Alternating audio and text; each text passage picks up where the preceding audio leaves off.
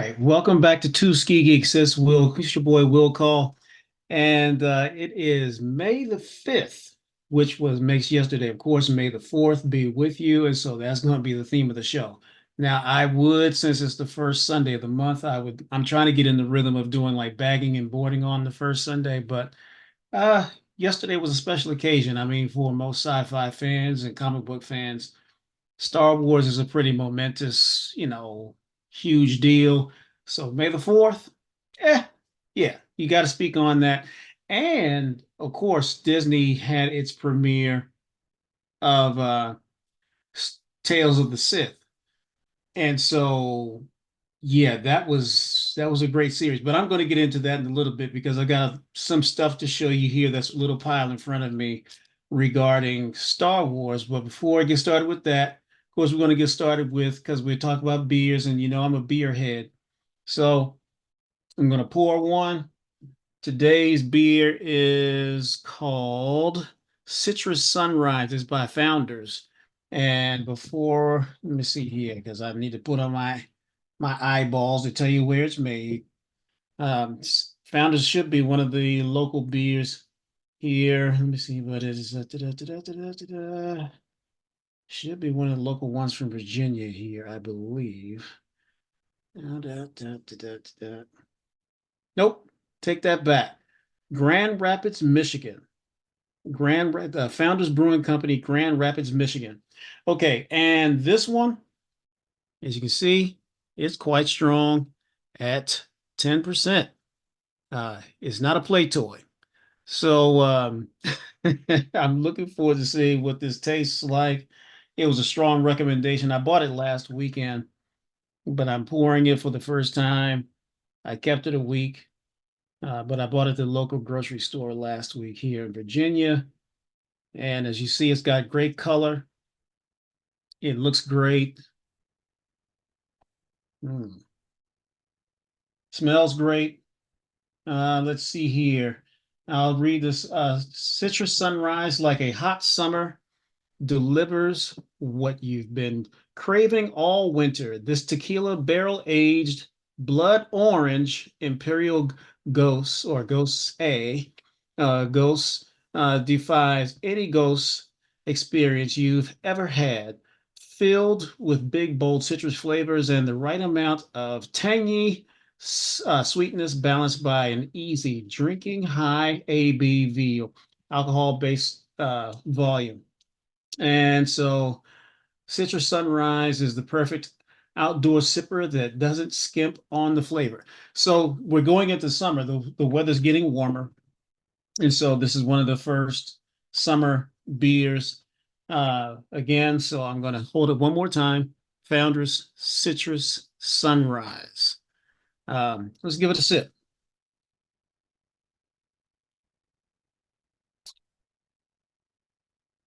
Okay, y'all. I'm going to give you two thumbs up, baby. That's good. Uh, yeah, if you can find this in your local, wherever you procure beer, this Founder Citrus Sunrise, yeah, you want to get you some of this. Absolutely. Hmm. Okay, let's get into comic book business. And I'm going to take these two off the top and put them aside right here because they are not Star Wars books. They're just books I want to show you for hot covers of the week that I procured. But let's go with, since we're talking about Star Wars today, even though my shirt does not say anything of that, but yeah, I could have worn a Star Wars shirt, but who gives a doggone? Anyway, here we got my my copy of Star Wars #1 that I bought years ago, years and years ago. Never, it wasn't a great copy, but it's a 4.0, and I'm going to turn down this lamp glow on it. Here, this lamp glow, turn it away. And this one I'm going to turn this way. All right, take away some of the glare on the book. Anyway, 4.0 Star Wars #1, Marvel from 1977. This was my copy that I bought probably as a kid. and came out as a 4.0. I'm not mad about it since I bought it in 1977 or so. No, we're not long after. It still presents well. There are not a lot of spine ticks or anything on it. It's still a beautiful book, as you can see. And I'm not mad about this one. So I'm pretty pleased, even though it's a 4.0. I'm not pleased with the grade, but I'm still pleased that I have it and it's a 4.0. Okay, so that was the book that started it off in conjunction with the movie in 1977. And what month is that? July, July 1977. And now I want to show you a book, and it's sadly I can't find the number one. I do have a number one um, of this book, and I don't want to just look at it. And that was my cat who knocked down some books over here. 19, I'm sorry, this book is called The Star Wars. This book is based upon, and this is number two, issue number two. This is based upon, as you can see at the top, based upon the George Lucas screenplay, original screenplay, the rough draft screenplay of Star Wars. And so this is a number two, as you can clearly see. I do have a number one downstairs, but this one came out probably when I was living in Louisiana, and I was trying to figure out like what is the big deal about this book. But then okay, so I don't have the full run of the Star Wars, but this is again the screenplay rough draft, and that was converted to a comic book of Star Wars. And so I have two copies of number two. I do have two copies of number one downstairs in the archive somewhere. Just got to find it. Um, this is number three. And then I have a big jump because I didn't keep, as I said, I don't have the full run. This is number seven. Try to take a little bit more of the glare off. And then number eight. Now, I'm not sure where this fully ran. As you can see, the depiction of Darth Vader with no mask on his face back there. But pretty cool. So this is based upon the rough draft of George Lucas's first telling of Star Wars. Okay. And then we've got some books that let's see here. Where do I want to begin? I want to begin, I guess, I want to begin talking about the show Star Wars Tales of the Sith. And so Tales of the Sith are little shorts. I think it was 6 or 7 shows. They were short. I think the longest one was 17 minutes, I believe. But the rest of them are like 15-minute based shows, between 15 to 17-minute based shows on Disney Plus, and they were the release for May the 4th. And I really, really enjoyed um, the two the two major storylines. So the first one was based upon Morgan Elsbeth, and Morgan Elsbeth first appeared in Mandalorian season 2 when Disney introduced Ahsoka into the Mandalorian, and Ahsoka had the big battle between herself and then Din Djarin the Mandalorian, as well as Morgan Elsbeth in that same show. And so, what's really cool is the fact that Morgan Elsbeth is part of the Empire. But she is also, if you watched Ahsoka season 1, a Night Sister. And so Night Sisters are the witches of the Empire from the planet Dathomir. And so I'm saying all this to lead you into these books that I'm going to show you, primarily because Dathomir is where Darth Maul is from. And so they almost like share the planet, or share these two colonies or two locations in Dathomir. One is male based, which is where Maul is from, and then the female which is where the Night Sisters or the witches are from, on the same planet in Dathomir. And so I'm going to show you some books first based.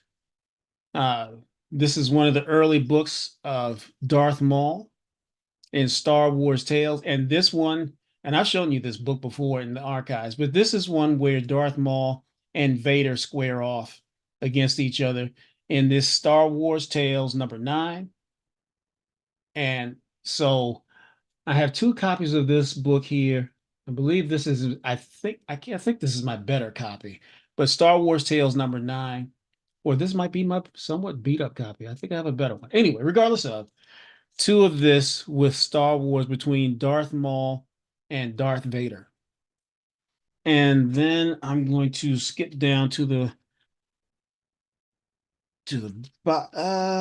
ish to that bottom of that pile and put these under. And we're going to stay in the Darth Maul place because this was the second time and I showed you the another book. The one I showed you, these are all Dark Horse books. As you can see, the Dark Horse in the upper right, uh, on the upper right side. But these books are our tales with Darth Maul. And this is, I believe, the second volume, Darth Maul, Son of Dathomir. And the writer on this one is Mr. Barlow. I don't know what his first name is. I read this book. The covers are gorgeous. The artwork on the inside, it's decent. But the story was good. And as you say, you can't keep a bad Sith down, and it lets you know kind of sort of that this is not Darth Maul's first time being told in Dark Horse for Star Wars. But this is a #1, a volume 2 with Darth Maul. I have two copies of it. And I fell in love with Darth Maul, of course, when the first thing with Phantom Menace. Uh, so so cool when, and then of course he killed he killed oh oh Lord have mercy. What, it'll come to me later on. Anyway, when I'm not trying to drag it out of my memory. Um, of course, this one here is with Count Dooku on #2. And have two copies of it. And if you watch Star Wars Clone Wars, uh, you can begin to see towards the end of Clone Wars, I can't remember what season it was, probably, I want to say around season, because there's 7 seasons of Clone Wars, probably around season 5 is when you begin to see Maul to be introduced into the Clone Wars tellings. So this is another square off between Maul and Dooku, who were vying for the attention of the Emperor.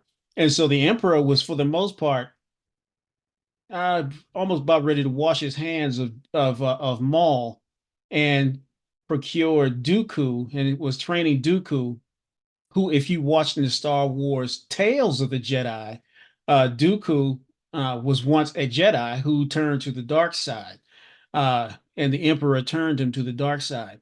And so, if you go back and watch those shorts on Tales of the Jedi and the cartoon animated little shorts, you'll see where Dooku changes from the tale of Dooku going from a Jedi Knight to a Sith Lord. And so, where you're looking at this is where uh, both Dooku and Maul are vying for the Emperor's attention. And that's what this pretty much comes down to. And for those who, if you don't know, if you've read Darth Plagueis, I recommend that. I've said that many times on this show before. You've got to read Darth Plagueis by James Luceno, or Luceno, how you, Luceno. James Luceno, great writer, great story. With Plagueis trained the Emperor Palpatine and turned Palpatine to the dark side. Uh, and so there's always like there can only be one like Dark Lord or dark, leader of the Sith. There's always that vying for the top spot among the Sith. Now they have many Sith, but if you're going to try to like go for the top spot, it's almost like the mob. Uh, they always take each other out, and so therefore you even have in this case Dooku and Maul vying for the Emperor's attention. And so anyway, finally, it sums up in number 4, and you can see on the Emperor here. And of course, he's fighting off on at death. He's one of the Night Sisters and Maul. Yeah, just a cool cover. Uh, Darth Maul, son of Dathomir, number 4, and Maul with a Night Sister. And again, that sums up volume 2 of Darth Maul in the Dark Horse comics. And right here,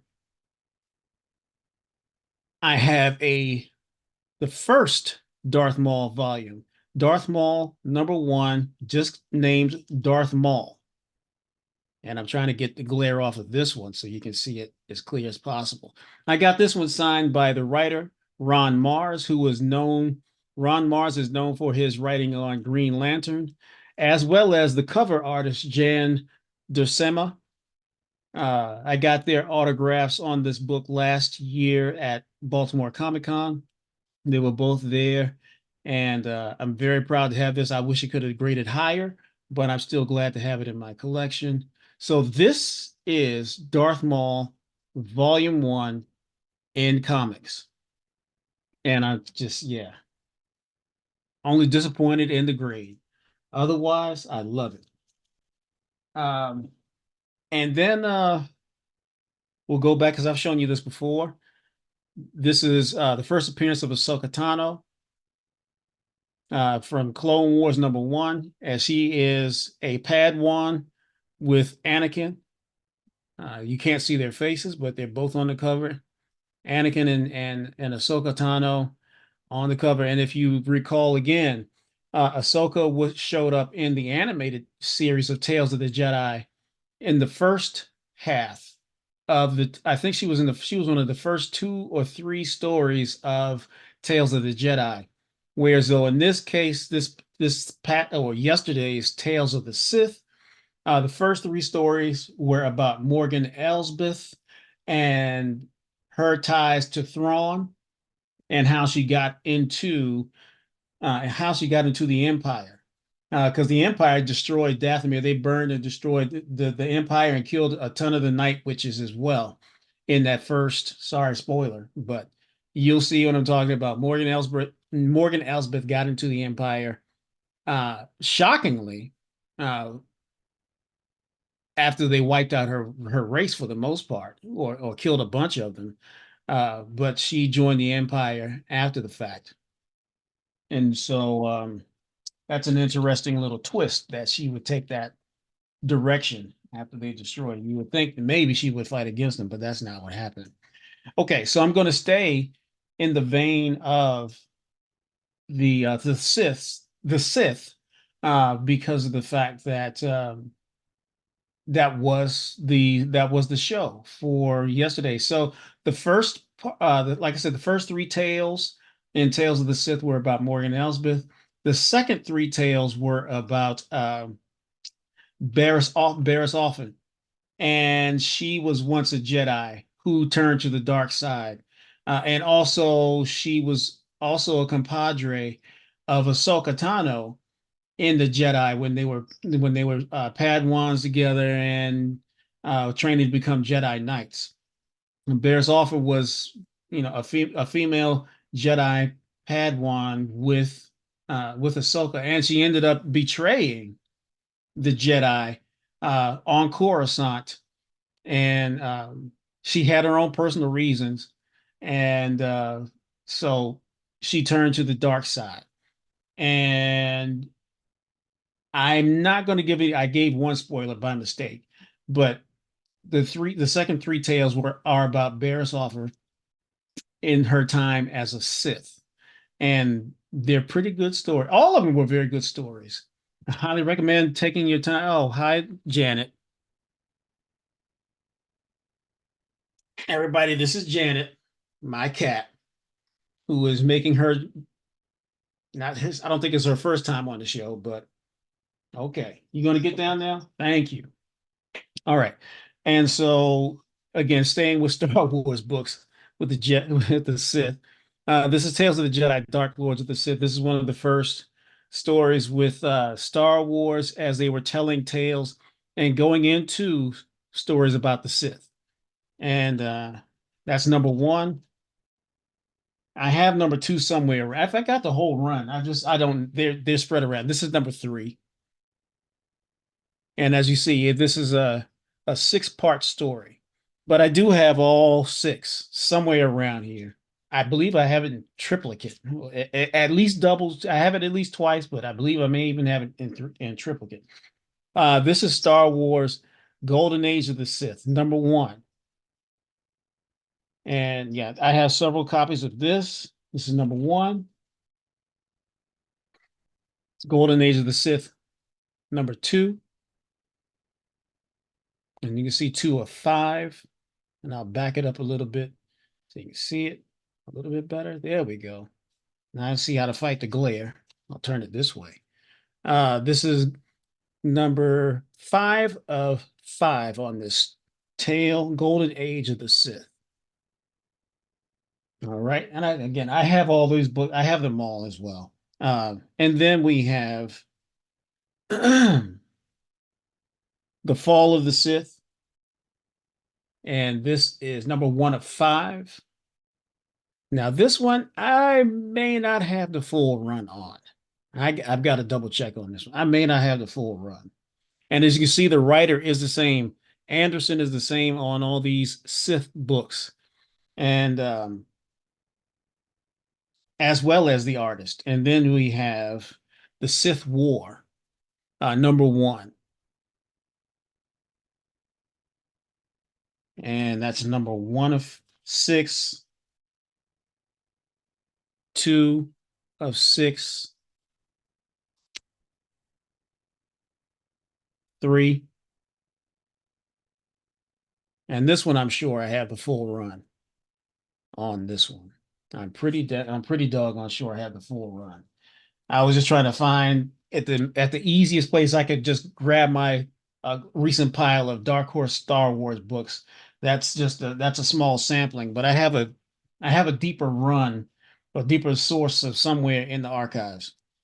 And then we'll just stay on the criminal side. Star Wars Underworld, uh, number one with Jabba.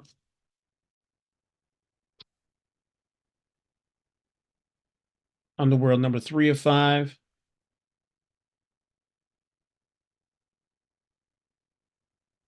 And Star Wars Dark Empire. This is the preview. And so, and even related to the Dark Empire and the Underworld, and those are Dark Horse books. But if you recall, and I'm going to talk up this last book that I'm going to show you for Star Wars. If you recall the Han Solo movie, in which included the Crimson Empire. And also at the very end of that movie had Darth Maul at the very end.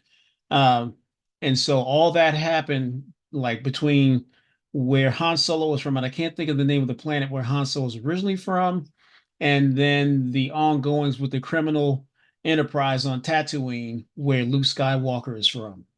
Well, anyway, the criminal organization, one of the criminal organizations that were in competition on Tatooine. Of course, you had the Hutts with Jabba and his folks, and then you had the Crimson, the Crimson Hand as well, in which Darth Maul was behind a lot of the Crimson Hand, the criminal enterprise on Tatooine. Darth Maul was behind it, and so in this Marvel tale, the Crimson Empire or Crimson Reign. This is number one. And as you can see, the female that was in Han Solo, who was Han Solo's compadre, uh, and I can't think of her name. And this is the same girl who played in the Game of Thrones, who plays in the Han Solo movie. Anyway, She's part of the criminal enterprise on Tatooine with Darth Maul. And so this is Marvel Comics telling of the Crimson Hand, and it's called Crimson Reign because obviously they are a pretty strong criminal enterprise on Tatooine and across the galaxy and across the Star Wars galaxy as well as the Hutts. I mean that whole thing with Star Wars is always like the normal people population who are being either defended by the Jedi or being and depends on who's running either the galactic rebels or the golden age of the Jedi and the Jedi who are defending the galactic Coruscant regular government or the good guy government, or you have the Sith who are trying to take over and run things in the way the Sith want to take over the government. And then you have the criminals who are always, either between the Sith and the criminal population, they're always, doing something with or against the normal population, especially as you go out to further expanded parts of the galaxy away from Coruscant. And Coruscant is the home world, the main focus world in Star Wars, and has been for, thousands of years in the Star Wars galaxy. And so that is my Star Wars, I guess little tribute to uh, May the 4th. And I'm going to get ready to wrap this up after I take a sip. And I'm just going to show you because today's show is going to be a short one. I got my grandson here and I need to watch after him. And so these are hot covers. So I was watching a Mint Hunter the other day, and he was naming like 10 books that are hard to find, or he doesn't know anybody that has a book. And so I actually have a book that he actually really wants. It's too funny. And I bought this out of a dollar bin when I was hanging out with John Michael in Atlanta one time down at the Book Nook in Atlanta, as always, off Claremont Road in Atlanta. And that is the first appearance of Doomsday. And what is important about this one is this DC Universe logo. Uh, Hard to find in a 9.8. I've got to one of these days get this book graded, but I found this in a dollar and it was cheap. It was a bunch of Doomsday books, first appearances um, throughout the different titles, but this is the very first appearance of him in DC Universe in this book here. And of course, that DC Universe.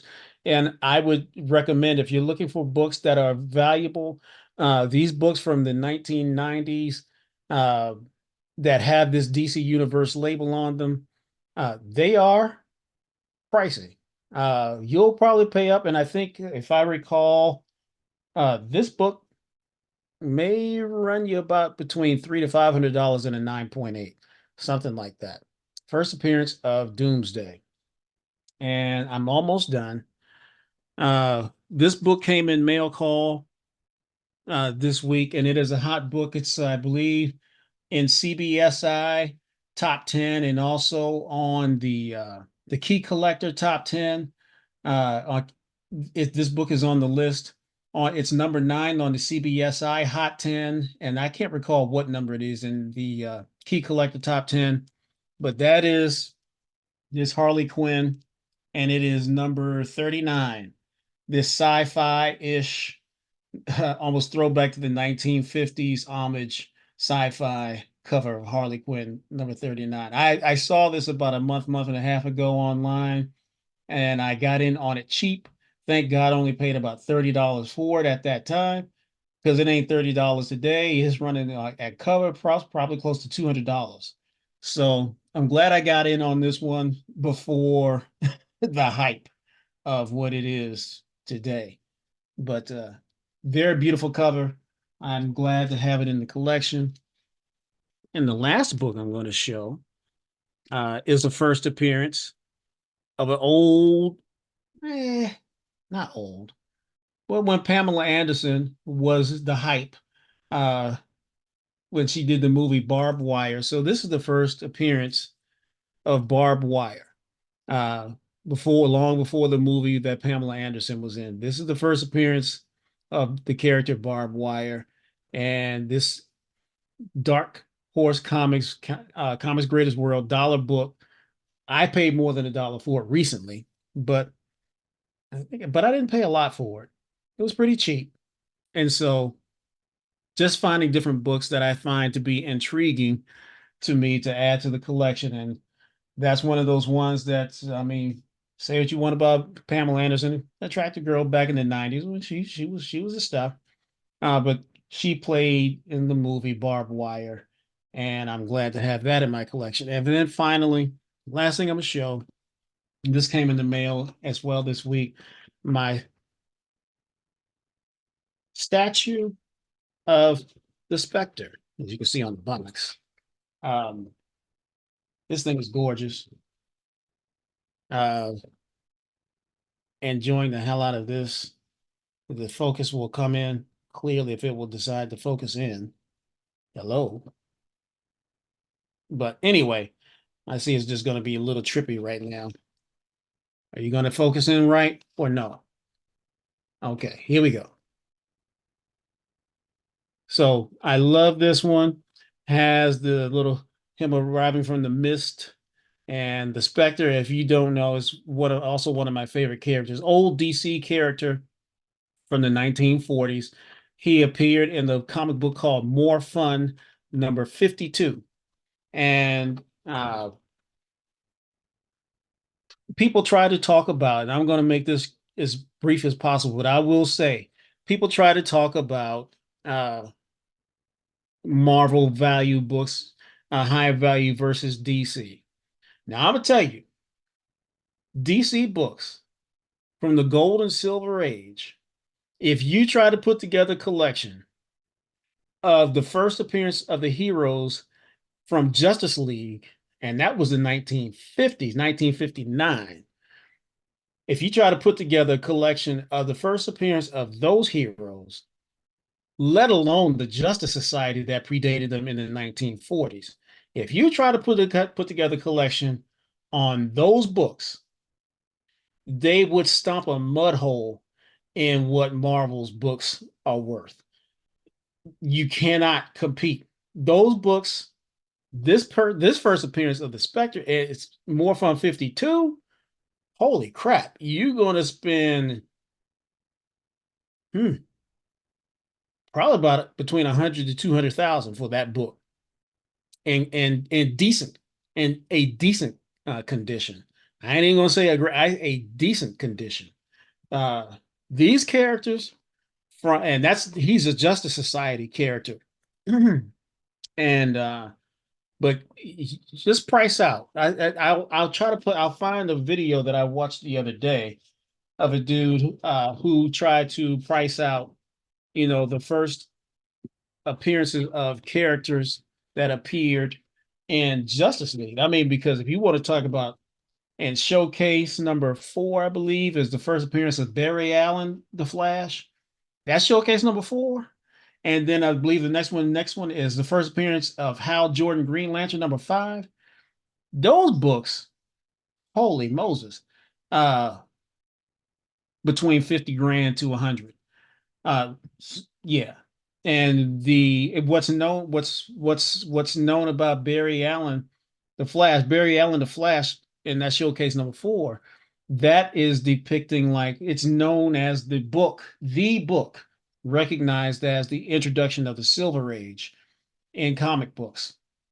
So yeah, that's the discerning timeline and beginning of the timeline going from the golden age to the silver age is Barry Allen's first appearance in showcase number 4. And you can even look at a lot of the showcase books for even like characters like Adam Strange, which it still befuddles me why that book is so expensive, because Adam Strange, being a throw off or a copycat of a combination between Flash Gordon and John Carter of Mars, uh, Yeah. Eh, Dude, look up that first appearance of Adam Strange, who again is like Flash Gordon or Buck Rogers and John Carter of Mars. Crazy pricing for a book that with a character that to this day I don't understand why it costs so much. But because I've never been a big fan of Adam Strange, but obviously a lot of people are. So anyway, I'm going to get ready to wrap up today's show. I hope you had some fun with me. I didn't ask you to like and subscribe at the beginning, but I'm asking you now. Like and subscribe to the show. And I appreciate you hanging out with us, staying geeked up about comic books. In fact, too ski geeked up about comic books. And we'll check you out sometime soon. We'll holler at you later. Peace.